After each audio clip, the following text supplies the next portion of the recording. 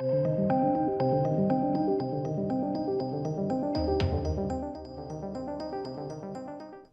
ladies and gents. Let's talk Andor, episode 4. I'm one of those people that enjoyed the first 3 episodes. I like a slow burn when there's individual bits and pieces during that slow burn that makes it worthwhile, where individual episodic plots get solved or, work towards the overall season plot. So I enjoyed it straight from the off, because I know a lot of people didn't, but I did. This is one of the most beautiful Star Wars series, movies, whatever you want to call it, that we've had for a while. Seldom have they come out to this quality. So I am going to be positive about this show. So if straight away that isn't for you, just as a quick heads up. I really found this episode to be compelling for a few reasons.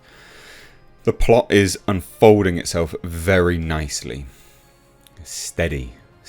I've seen some criticisms of, give me everything all at once. This is a long episodic season. I think there's like 12 episodes or something like that, which is long for a Star Wars show. It's long for a lot of streaming products at this point in time. And so I understand why it is going step by step. They're trying to build towards something. Now, I know a lot of people's criticism is that, well, we know what happens to Cassian. Yeah, we do, sure. But we're laying the framework as to everything around him. And it is actually coming out quite compelling. Skarsgård's character is amazing. Luton, we figure out his name, works on Coruscant in an artifact shop, dealing with the higher-ups and the upper echelons of society. He's a history buff, very, very intelligent, knows his stuff. And learning about him and obviously his place in this uprising and this rebellion, yeah, compelling. Like, I want to see more. I want to know more. It's interesting to watch this character go into character, because obviously he has his true self, which is the interaction that he has with Cassian, and then he puts on a new outfit, puts a wig on, puts jewelry on, spends a few minutes doing all of this in front of a mirror. Boom, he's in character, ready to go for his day-to-day life, where he is playing a character. And I found that to be really interesting, the lengths that these individuals have to go to for this rebellion to form, to become something that we obviously eventually see. We see Mon Mothma, so that was cool. Interesting to see her back, and obviously sort of her home life is referenced. It's shown. Interaction with presumably her husband, I believe anyway. I like all of that. I think that's fantastic. We're slowly being drip fed the inner workings of various sectors of society. The ISB is shown, and I thought that was really, really well done. Really, really well done. They're all sort of sat around a big round table discussing quarterly reports, and it's all very bureaucratic. The outfits were superb. The acting from everyone in this has been very, very good. Very, very good. And it's interesting to go from... Each faction has this level of tension between them. So the ISB, obviously we've got Deirdre is the up-and-coming officer. Moved from enforcement to this role in the ISB, taking over 2 sectors. Realizes that the Imperial device was under her jurisdiction, so she wants to take on this case herself. Takes it to the officer in charge, gets denied again, then takes it to the higher-ups, and they deny it.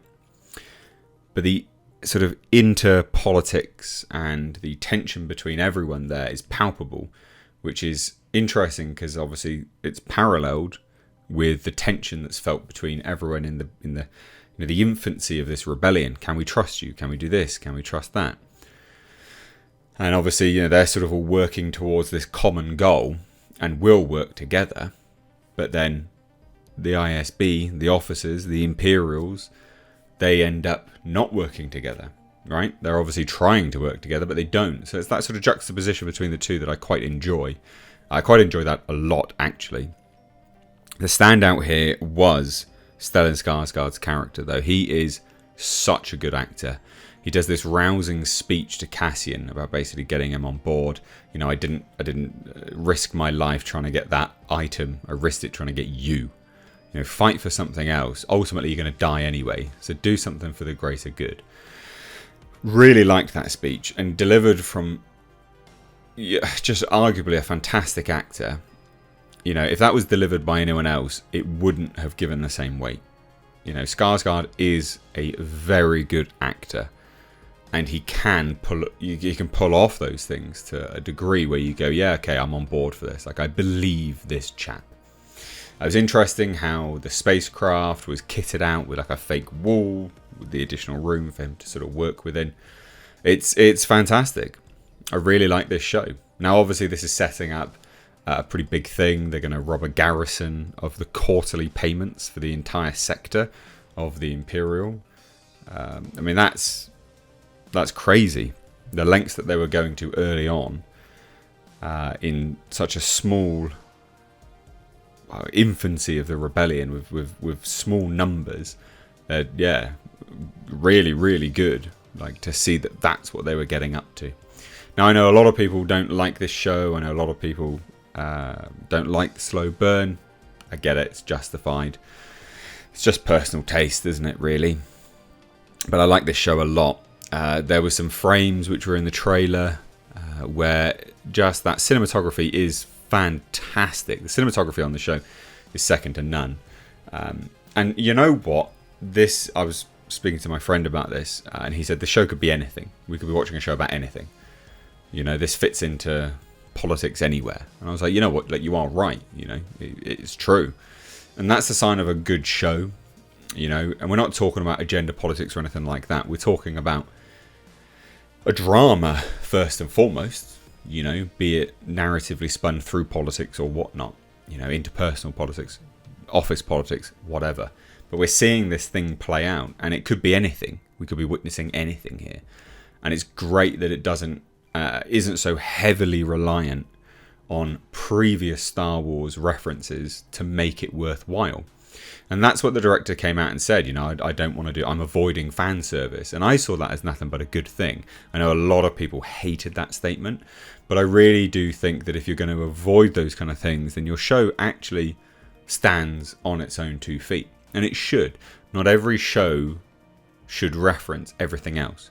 This show's good enough that it stands on its own 2 feet whilst referencing things, you know, not massive things. Like Coruscant was in it. Okay, cool, perfect. Well, show us a little bit more of Coruscant then. Upper, lower levels, so on and so forth. That I liked a lot. Something that we don't often see, we don't get to see that much of. But it's not like, oh, there's a YT freighter.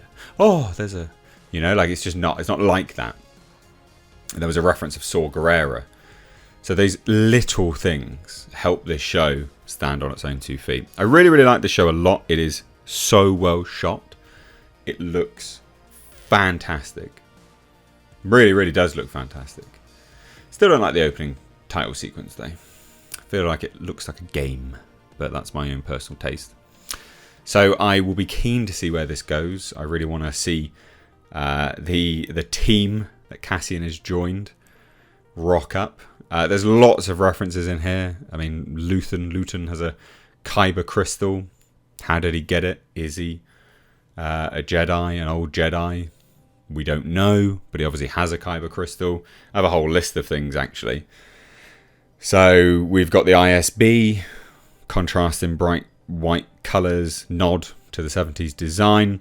The Fondor Hallcraft was a class of starship that was used during the Imperial era. Luthen Rael used one such starship to travel to Ferrix. Cassian Jaren Andor drank some medical nog within the cockpit of Rael's Hallcraft, which we saw there. This sort of like, I'll just take a quick sip type thing. It's like a tonic, I guess. Andor talks about Minban, which is a war-torn planet we saw in Solo. We're actually teased the ISB briefing that shipments for construction have been increased to Scarif. Now, Scarif, for those that don't know, links to Rogue One. So direct links, which is nice to see. It's those little things. Andor takes on the name Clem, which calls back to episode 3, which is the name of his adoptive father, which we saw looting the ship where they found Andor. So nice callback to that. Obviously the Kyber Crystal and thing. Kyber Crystals are really rare because in Order 66 they were just smashing them in public, basically. So again, super rare. How does he have one? It's quite, he does say that it's worth more to me anyway. So it's interesting. Maybe his loved one, father, son, who knows? Like it's really quite wide open. Like I said, we get Saw Gerrera being referenced. Seen in Clone Wars, Rebels, Rogue One, Jedi Fallen Order. So that's interesting. Luthien's shop. We see Beskar armor, which is a nice nod, and a Gungan shield, and that's where we're at, really. So there is fan service in there, but not. You have to look hard for it, and I think that's why it's probably going to be quite enjoyable for a lot more people, rather than just the whole obvious ones, if that makes sense. Anyway, let me know what you guys think down below. I still thoroughly enjoyed the show. It's very competently put together. Cheers. Take care.